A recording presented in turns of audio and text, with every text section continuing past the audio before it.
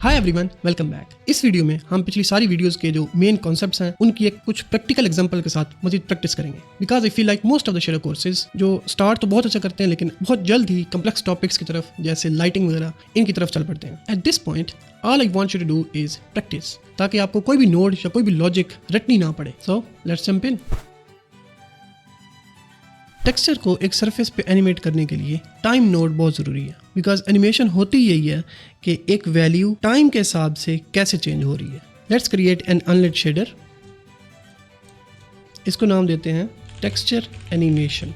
एक मैंने ये टेक्सचर ऐड किया और इसे ओपन करते हैं। ये चीज़ें फिलहाल हाइड कर लेते हैं। राइट नाउ हमें ये सिर्फ टेक्सचर अपने शेडर में रिक्वायर्ड है, तो इसे ड्रैग एंड ड्रॉप करेंगे यहाँ पे। लास्ट टाइम मैंने ये बताया था कि एक टेक्सचर को एक शेडर में यूज करने के लिए हमें सैंपल नोड जरूरी चाहिए होता है। इसके पीछे ये रीजन है कि फ्रेगमेंट शेडर में हम जो भी कैलकुलेशन कर रहे होते हैं वो पर पिक्सल कैलकुलेशन हो रही होती है, जैसे मैंने पहले बताया था। इसलिए हम एक पूरा का पूरा टेक्सचर एक पिक्सल पे अप्लाई नहीं कर सकते। हमें ये फुल टेक्सचर ओवरऑल पूरे ऑब्जेक्ट पे चाहिए। इसलिए एक सैंपल नोड को कुछ कोऑर्डिनेट्स या कुछ पोजीशंस चाहिए होती हैं कि टेक्सचर के कौन सी लोकेशन से एक पिक्सल उठा के एक ऑब्जेक्ट पे अप्लाई करें। इसके लिए हमें चाहिए होती हैं यूवीज, जिसके बारे में हम पहले बात कर चुके हैं। Let's connect this one two this one. Shader को सेव करते हैं, वापस आते हैं। इस शेडर से एक मटेरियल बनाते हैं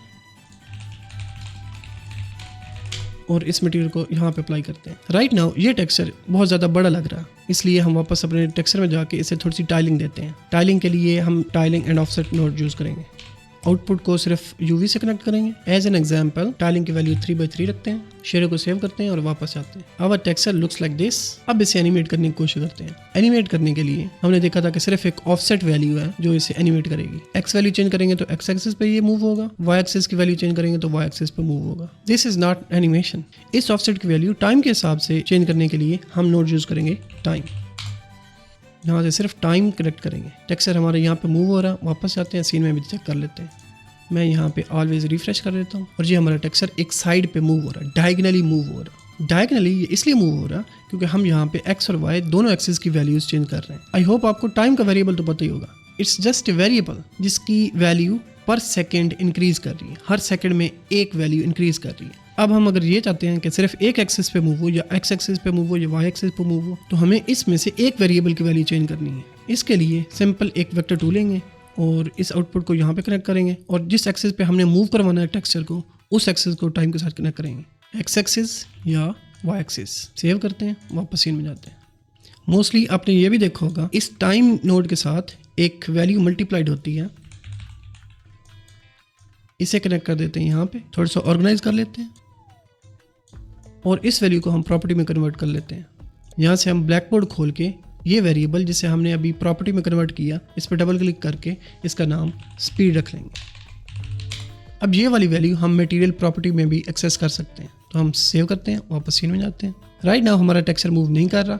इसकी एक सिंपल सी रीज़न है कि इस वक्त टाइम नोड मल्टीप्लाई हो रहा इस स्पीड वेरिएबल की डिफ़ॉल्ट वैल्यू से, जो कि है 0। यहाँ पे 1 कर देते हैं, सेव करते हैं, वापस सीन में जाते हैं। इस ऑब्जेक्ट की मटेरियल में वैल्यू ये चेक करते हैं। स्पीड की वैल्यू यहाँ पे इंक्रीज करेंगे तो इसकी स्पीड ज़्यादा होगी। अगर 1 से नीचे लेके आएंगे, जैसे 0.2 कर दिया मैंने, तो इसकी स्पीड स्लो हो जाएगी। इसकी स्पीड हम नेगेटिव में भी कर सकते हैं। इस टेक्सचर प्रॉपर्टी को भी हम बाहर मटेरियल प्रॉपर्टी से कंट्रोल कर सकते हैं। इसके लिए हमें सिर्फ एक नोड चाहिए होगा, टेक्सचर 2D एसेट।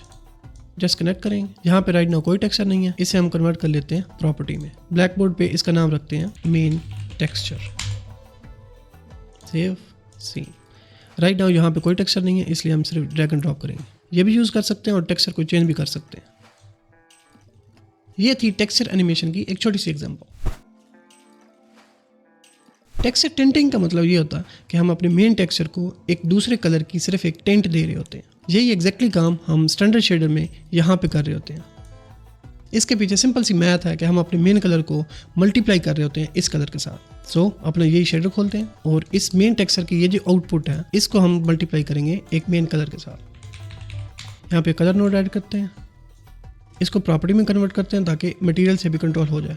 इसका नाम रखते हैं कलर टिंट। आउटपुट हम यहाँ पे कनेक्ट करते हैं, सेव। राइट नाउ हमारा जो मेन कलर टेक्सचर है वो मल्टीप्लाई हो रहा है 000 वैल्यू के साथ, क्योंकि यही वैल्यू ब्लैक कलर को रिप्रेजेंट करती है। अगर हम यहाँ पे इसकी वैल्यू वाइट करते हैं तो anything multiplied by 1 is that thing. यहाँ पे इसकी वैल्यू चेंज करके देखते हैं, that is giving you exactly the same effect, क्योंकि उस लिट शेडर वाली टिंटिंग के पीछे भी एग्जैक्टली यही वाली मैथ होती है। एक और काम करते हैं कि इस कलर को मल्टीप्लाई करने की बजाय हम एक और टेक्सचर मल्टीप्लाई करते हैं। फिर क्या होगा, इसे साइड पे करते हैं, अपना दूसरा टेक्सचर ड्रैग एंड ड्रॉप करते हैं और इसे मल्टीप्लाई करते हैं ये में। Now something interesting is happening. हम पहले भी बात कर चुके हैं कि colours are just values. Texture number 1 की कलर वैल्यूज टेक्सचर नंबर 2 की कलर वैल्यूज के साथ सिर्फ मल्टीप्लाई हो रही हैं। It's just basic math. तो ये हमें इस तरह का इफेक्ट दे रहा। इसमें मजे की बात ये हुई है कि स्क्रोलिंग एनिमेशन सिर्फ टेक्सचर 1 पे अप्लाइड थी, इसलिए हमें ये इस तरह का इफेक्ट दे रहा। हम यहाँ से इसकी स्पीड अभी भी चेंज कर सकते हैं। टेक्सचर मास्किंग इंतहाई एक सिंपल सा कॉन्सेप्ट है। हम चाहते हैं कि किसी ऑब्जेक्ट के कुछ हिस्से पे टेक्सचर शो हो और कुछ हिस्से पे टेक्सचर शो ना हो। मोस्ट केसेस में जो एक मास्क होता है वो एक टेक्सचर की सूरत में हमारे पास होता है, जो कि एक ब्लैक एंड व्हाइट टेक्सचर होता है। फॉर एग्जांपल दिस वन, कि हम चाहते हैं कि जहाँ पे व्हाइट कलर है वहाँ पे वो टेक्सचर शो हो और जहाँ पे ब्लैक कलर है वहाँ पे ये टेक्सचर शो ना हो। इसके लिए हम एक सिंपल सा शेडर बनाते हैं। इस शेडर में सिंपल एक टेक्सचर सैंपल हो रहा। अब इस टेक्सचर को कुछ जगहों से मास्क करने के लिए हम सिंपल उस मास्क टेक्सचर से मल्टीप्लाई करेंगे। सेव करते हैं, वापस सीन में जाते हैं। तो राइट नाउ ये वाला टेक्सचर सिर्फ उस जगह पे शो हो रहा जहाँ पे इस टेक्सचर इस मास्क में कलर की वैल्यू 1 थी। सिंपली हो ये रहा है कि इस टेक्सचर के जो पिक्सल्स हैं वो इस टेक्सचर से मल्टीप्लाई हो रहे हैं। जो भी पिक्सल कलर 1 से मल्टीप्लाई हो रहे हैं वो पिक्सल वैसे के वैसे शो हो रहे हैं, और जो पिक्सल 0 से मल्टीप्लाई हो रहे हैं उसका रिजल्ट आ रहा है 0। इसी तरह का एक मास्किंग टेक्सचर और जगहों के लिए भी यूज हो सकता है। इसकी एक एग्जांपल अभी देखते हैं। इस एग्जांपल में हम चाहते हैं कि ये वाले दोनों टेक्सचर एक दूसरे के ऊपर ना शो हो, बल्कि एक मास्क हो जो फॉर एग्जांपल यहाँ से ऊपर एक टेक्सचर शो हो और यहाँ से नीचे दूसरा टेक्सचर शो हो। Let me give you an example in Photoshop. मैं एक काम करता हूँ, मैं फोटोशॉप में जाता हूँ और यहाँ पे सिंपल एक ब्लैक एंड व्हाइट इमेज बनाता हूँ। अब यहाँ पे कुछ भी बना सकते हैं। For example let's try this. इसे मैं सेव करता हूँ, प्रोजेक्ट में इंपोर्ट करके शेडर में जाते हैं। हम यहाँ पे सिंपल इन टेक्सचर को मल्टीप्लाई कर रहे थे। अब हम एक नोड यूज करते हैं जिसका नाम है लर्प। लर्प इज लीनियर इंटरपोलेशन। इसको पहले यूज करते हैं, फिर इसे डिस्कस करते हैं। Connect first texture to A, connect second texture to B and output to base colour. इसे डिलीट कर देते हैं। Lerp is a linear interpolation node, mean के आपने इन दोनों कलर्स को आपस में किस परसेंटेज में मिक्स करना। ये परसेंटेज डिसाइड करेगी ये टी वैल्यू। ये टी वैल्यू सिंगल वैल्यू भी हो सकती है, इसलिए हम यहाँ पे सिंपल एक स्केलर वैल्यू यूज कर लेंगे। Right now it's value is 0। इसे प्रॉपर्टी में भी कन्वर्ट कर लेते हैं। इसका नाम रखते हैं टी। सेव। अब इस मटीरियल पे अगर हम टी की वैल्यू देखें तो यहाँ पे अब टी की वैल्यू सिर्फ 0। इस टी की वैल्यू रेंज जो है वो 0 to 1 है, मीन के अगर इस टी की वैल्यू 0 होगी तो ये वाला टेक्सचर जो ए पे है वो शो करेगा, और अगर इसकी वैल्यू 1 होगी तो ये वाला टेक्सचर शो करेगा। हम ये भी करते हैं कि इस टी वेरिएबल को हम स्लाइडर में कन्वर्ट कर लेते हैं ताकि इसकी वैल्यू 0 to 1 रहे। इसकी वैल्यू फिलहाल 0 कर देते हैं। अब यहाँ पे आप देख सकते हो कि अगर टी की वैल्यू 0 है तो ये पहला टेक्सचर शो करेगा। अगर यहाँ पे हम चेंज करके इसकी वैल्यू 1 करते हैं तो ये दूसरा टेक्सचर शो होगा। इसे कहते हैं लीनियर इंटरपोलेशन, मतलब जो इनकी इंटरपोलेशन हो रही है वो बिल्कुल लीनियर है। अगर हम यहाँ पे इसकी वैल्यू 0.5 डिसाइड करते हैं तो राइट नाउ 50% पहला टेक्सचर शो हो रहा और 50% दूसरा टेक्सचर शो हो रहा। But we needed something else. हमने ये मास्क यूज करना था कि जहाँ पे ब्लैक वैल्यू है वहाँ पे एक टेक्सचर शो हो, जहाँ पे व्हाइट वैल्यू है वहाँ पे दूसरा टेक्सचर शो हो। तो हम इस टेक्सचर को उस टी की वैल्यू की जगह यूज करेंगे। वापस अपने शेडर में आते हैं। टेक्सचर को यूज करने का वही तरीका, ये टेक्सचर यहाँ पे यूज करते हैं। अब वापस सीन में जाते हैं। तो right now this texture is acting as a mask. जहाँ पे ब्लैक वैल्यू थी मीन के 000 वहाँ पे टेक्सचर 1 शो हो रहा, और जहाँ पे व्हाइट कलर था वहाँ पे टेक्सचर नंबर 2 शो हो रहा। This is the whole science of masking. अब यहाँ पे आप किसी भी किस्म का मास्क बना सकते हैं। फॉर एग्जाम्पल मैं ये मास्क बना लेता हूँ, फॉर एग्जाम्पल दिस वन। इसे मैं सेव करता हूँ तो अब हमें इस तरह की आउटपुट दे रहा, और मजे की बात कि हम अब भी इसकी वैल्यू चेंज कर सकते हैं। ये थी मास्किंग की एक साइंस। पीबीआर रेंडरिंग या फिजिकली बेस्ड रेंडरिंग एक ऐसी टेक्निक है या एक ऐसा शेडर है जो रियल लाइफ फिजिक्स के रूल्स या लाइटिंग के रूल्स फॉलो करता, ताकि रियल लाइफ में जो एक चीज़ हमें नज़र आ रही है उस तरह की हमें एक लुक, एक शेडर बना के दे दे। यूनिटी का एक जो स्टैंडर्ड शेडर है वो इन्हीं रूल्स को फॉलो करता, लेकिन हमें मोस्टली केसेस में इतनी ज़्यादा कैलकुलेशंस चाहिए नहीं होती, क्योंकि ये बहुत ज़्यादा कैलकुलेशंस हैं। पीबीआर टेक्सचर जो होते हैं वो इसी चीज़ के लिए इस्तेमाल होते हैं। बेस टेक्सचर यहाँ पे आ जाता। बेस टेक्सचर सिर्फ एक डिफ्यूज कलर होता। मेटालिक मैप ये डिसाइड करता कि एक ऑब्जेक्ट कितना मेटल है। स्मूथनेस टेक्सचर ये डिसाइड करता कि एक सरफेस कितनी स्मूथ है या कितनी रफ है। नॉर्मल और हाइट मैप एक ऑब्जेक्ट के ऊपर डिटेल्स डालने के लिए यूज होते हैं। अक्लूजन मैप एक ऑब्जेक्ट की क्रेविसेस में फेक शेडो डालने के लिए यूज होता है। इसके अलावा इमिशन है और कुछ डिटेल इनपुट्स हैं। इस पे एक डिटेल वीडियो बाद में बनाएंगे। राइट नाउ एक न्यू लिट शेडर बनाते हैं, पीबीआर शेडर। इस PBR शेडर के लिए कुछ टेक्सचर इंटरनेट से डाउनलोड करते हैं और इसमें यूज़ करेंगे। ये एक वेबसाइट है पॉली हेवन, इसमें ये वाला मटेरियल हम यूज़ करेंगे और इसके ये टेक्सचर यूज़ करेंगे। टेक्सचर हमने प्रोजेक्ट में इंपोर्ट कर लिए हैं। यही PBR टेक्सचर है जो हमें एक फिजिकली एक्यूरेट रिजल्ट्स देगा। अपना शेडर ओपन करते हैं और इस शेडर में बारी बारी ये सारे टेक्सचर इंपोर्ट करते हैं। दिस इज़ आवर डिफ्यूज़ में, दिस इज़ आवर नॉर्मल में,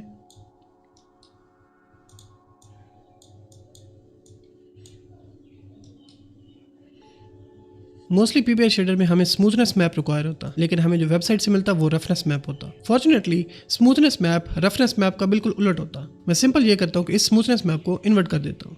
1 नोड इस चीज़ के लिए यूज़ होता। सेव करते हैं, इस शेडर से एक मटेरियल बनाते हैं और ऑब्जेक्ट पे अप्लाई करते हैं। तो ये हमें एक फिजिकली एक्यूरेट रिजल्ट देगा। इसमें यह भी डिसाइड हो रहा है कि ये सरफेस कितनी मेटालिक है और कितनी स्मूथ और कितनी रफ है। अब यहाँ पे हम पीछे जो भी इफेक्ट्स पड़े हैं या नोड्स पड़े हैं वो टेक्निक्स हम यहाँ पे अप्लाई कर सकते हैं। For example tiling, tinting and masking. PBR texture के साथ हमारे पास एक और टेक्सचर भी आया जिसे ARM टेक्सचर कहते हैं। इस एक टेक्सचर के अंदर मेटालिक, रफनेस और एम्बिएंट ओक्लूजन पैक्ड कर दी जाती है, जिससे हमें यह ज़रूरत नहीं पड़ती कि हम 3 टेक्सचर यूज़ करें मेटालिक, रफनेस और एम्बिएंट ओक्लूजन के लिए। हम सिर्फ एक टेक्सचर से एग्जैक्टली सेम रिजल्ट्स अचीव कर सकते हैं। ये एक तरह की एडवांस टेक्निक है जिसे हम बाद की एक वीडियो में देखेंगे। फर्नेल इफेक्ट, ये एक ऐसा एक फेमस सा इफेक्ट है जिसमें एक ऑब्जेक्ट के जो साइड वाले फेसेस हैं वो ग्लो कर रहे होते हैं। आई एम श्योर कि आपने बहुत सारी गेम्स में ये इफेक्ट देखा होगा। Let's create a new shader. Let's open it up. यहाँ पे नोड ऐड करते हैं फ्रेनेल इफेक्ट और इसे डायरेक्टली बेस कलर में कनेक्ट कर देते हैं। सेव करते हैं, इस शेडर से एक मटेरियल बनाते हैं और ये मटेरियल अप्लाई करते हैं इस बॉल पे। तो राइट नाउ ये बॉल हमें दरमियान से डार्क लग रही है और साइडों से वाइट है। हम इसे जिधर से भी घुमा के देखेंगे ये हमेशा ऐसे ही इफेक्ट देगा। हम ऐसा करते हैं कि इसके आउटपुट को एमिशन के साथ कनेक्ट करते हैं। इसे डिलीट करते हैं और इसका कलर सिंपल एक ब्लू ही रख लेते हैं। अब इसकी लुक ऐसी आ रही है। इस इफेक्ट को मज़ीद अच्छी तरह देखने के लिए यहाँ पे एक सिंपल फ्लोट 1 बनाते हैं और इसे कनेक्ट करते हैं। कन्वर्ट टू प्रॉपर्टी, इसका नाम रखते हैं पावर। मटेरियल प्रॉपर्टी में जाते हैं, पावर को चेंज करने की कोशिश करते हैं। तो ये हमें इस तरह का इफेक्ट दे रहा। मैं ऐसा करता हूँ कि एक और ऑब्जेक्ट सीन में रखता हूँ और यही शेडर इस पे अप्लाई करते हैं। तो ये हमें एक ऐसे इफेक्ट देगा जिससे एक ऑब्जेक्ट के जो साइड वाले फेसेस हैं वो तो ग्लो कर रहे होंगे, लेकिन जो दरमियान वाले फेसेस हैं वो ग्लो नहीं कर रहे होंगे। दिस आल्सो मीन्स दैट इस मैश के जिन फेसेस की डायरेक्शन उस साइड पे होगी जिधर से हम इस मैश को देख रहे हैं वो वाले फेसेस डार्क होंगे और ऐसे फेसेस जिनकी डायरेक्शन थोड़ी सी साइड पे है उन पे एक ग्लो इफेक्ट आएगा। अब ये बात इस मैश के शेडर को कैसे पता चल रही है कि हम इसे कौन सी साइड से देख रहे हैं? इसके पीछे एक सिंपल सी मैथ है जिसे वेक्टर मैथ कहते हैं। अब एक वेक्टर क्या होता? डेवलपर्स के लिए ये बच्चों वाली बातें हैं। वेक्टर एक वेरिएबल होता जिसमें 2 चीजें होती हैं, एक मैग्नीट्यूड और दूसरा डायरेक्शन। यूनिटी में हम बहुत सारी चीजों को एक वेक्टर से रिप्रेजेंट करते हैं। For example velocity, for example इस ऑब्जेक्ट की वेलोसिटी या स्पीड हम कहते हैं 10 किलोमीटर पर आवर है। तो ये 10 किलोमीटर पर आवर किस डायरेक्शन में है? ये इस डायरेक्शन में है, इस डायरेक्शन में है, किस डायरेक्शन में है? इस डायरेक्शन को रिप्रेजेंट करने के लिए हम इसे एक वेक्टर से रिप्रेजेंट करते हैं। फॉर एग्जांपल वी से दिस इज न्यू डायरेक्शन। अब हमें पता चल रहा कि इसकी जो 10 किलोमीटर पर आवर स्पीड है वो इस डायरेक्शन में है। एक और एग्जांपल लेते हैं कि इस लाइट की क्या डायरेक्शन है। इसे भी हम एक वेक्टर से रिप्रेजेंट करते हैं लाइक दिस। एक और एग्जांपल है कैमरा व्यू डायरेक्शन, कि कैमरा किस डायरेक्शन में देख रहा। इसे भी हम एक वेक्टर से रिप्रेजेंट करते हैं। एक और एग्जांपल ये है कि इस ऑब्जेक्ट के जो फेसेस हैं उनकी फ्रंट फेसिंग डायरेक्शन कौन सी है। यह रिप्रेजेंट की जाती है नॉर्मल वेक्टर से लाइक दिस। ये तमाम इंफॉर्मेशन शेडर ग्राफ में एक्सेसिबल होती है कि कैमरा किस डायरेक्शन में देख रहा, लाइट किस डायरेक्शन में है और एक ऑब्जेक्ट के नॉर्मल वेक्टर किस डायरेक्शन में है। फिर इस इन्फॉर्मेशन को यूज करते हुए और एक फार्मूला लगा के हम एक रिजल्ट निकालते हैं। जैसा कि इस फर्नेल इफेक्ट में भी इसी तरह की एक कैलकुलेशन हो रही होती है जिसमें हम कैमरा व्यू डायरेक्शन यूज करते हैं और एक ऑब्जेक्ट के नॉर्मल वेक्टर यूज करते हैं और इन पे एक मैथ अप्लाई करते हैं जिससे हम ये पता लगाते हैं कि एक ऑब्जेक्ट की फेसेस जो हैं वो कैमरा की तरफ हैं तो उन्हें डार्क कर दे और अगर एक कैमरे की डायरेक्शन से दूसरी साइड पे हैं तो उन्हें ग्लो कर दे।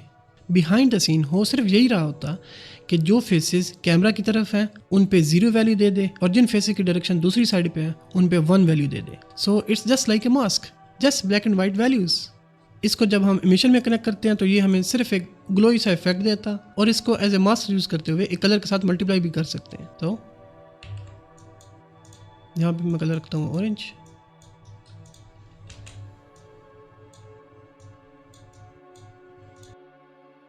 सेव।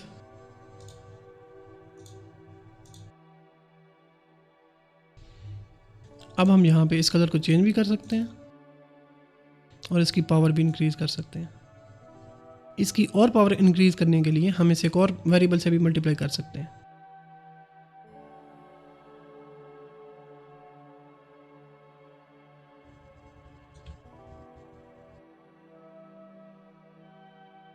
और हम इसे एज ए मास्क लर्प नोड में भी यूज कर सकते हैं, जिस तरह हमने मास्किंग वाली एग्जांपल में किया था। सो मैं 2 टेक्सचर लेता हूं, लर्प नोड ऐड करता हूं और इस फर्नेल इफेक्ट को as a mask T value में पुट करते हैं। सेव करते हैं, वापस सीन में जाते हैं। इन दोनों टेक्सचर पे टाइलिंग भी अप्लाई करते हैं।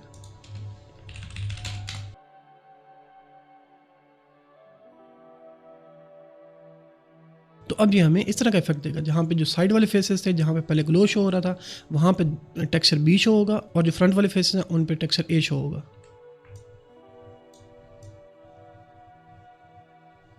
इस व्यू से आप क्लियरली देख सकते हो।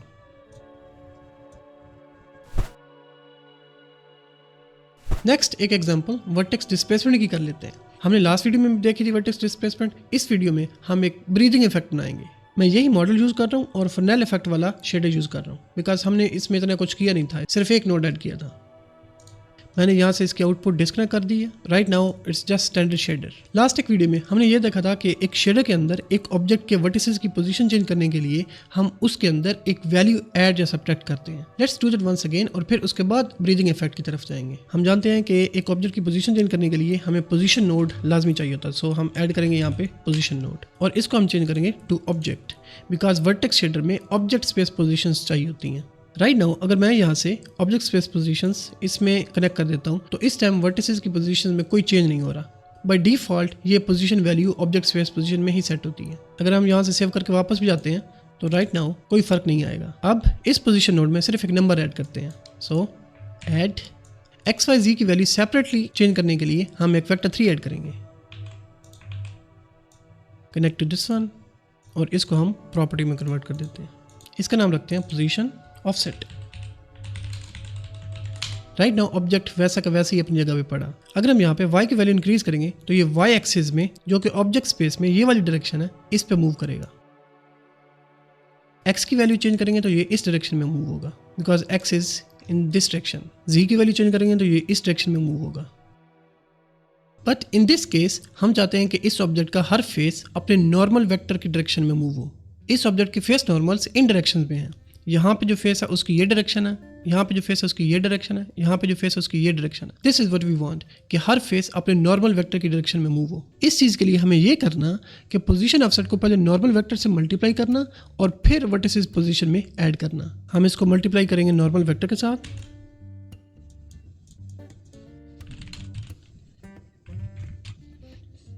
नॉर्मल वेक्टर को सेट करना ऑब्जेक्ट स्पेस में। सेव करते हैं, वापस सीन में जाते हैं। वेक्टर 3 के साथ हमें ये इस तरह का इफेक्ट देगा, जो कि इंडिविजुअल फेसेस पे वैल्यू चेंज हो रही है। हम इसकी जगह एक सिंपल फ्लोट वैल्यू ऐड करते हैं। इसे डिलीट करते हैं, इसको भी डिलीट करते हैं, इसे नाम देते हैं पोजीशन ऑफसेट। अब हमें ये इस तरह का इफेक्ट दे रहा। You can go crazy with this, but हमें ये वैल्यू एनिमेटेड चाहिए थी। उसके लिए हम टाइम नोड यूज करेंगे। रिमेंबर, वापस शेडर में आते हैं, पोजीशन ऑफसेट को डिलीट करते हैं, यहाँ पे टाइम नोड ऐड करते हैं। राइट नाउ हम ये वाली आउटपुट नहीं यूज करेंगे, because it just increasing to infinity. हम यूज करेंगे साइन टाइम। साइन टाइम की वैल्यू -1 से 1 चेंज हो रही होती है। इसको कनेक्ट करते हैं, ये हमें इस तरह का प्रीव्यू देगा। राइट नाउ हर वर्टेक्स की पोजीशन -1 से 1 ऑफसेट हो रही है, लेकिन हमें ये इफेक्ट बहुत सटल चाहिए। उसके लिए ये जो हमारे पास साइन टाइम की वैल्यू फ्रॉम -1 to 1 आ रही है, इसको एक स्मॉलर रेंज में रीमैप कर लेंगे। फॉर एग्जांपल फ्रॉम -0.5 to 0.5 या from 0 to something small like 0.01। तो ये हमें एक इस तरह का एक ब्रीदिंग इफेक्ट देगा। यही इफेक्ट किसी और क्यूट से ऑब्जेक्ट पे इस तरह नजर आ सकता।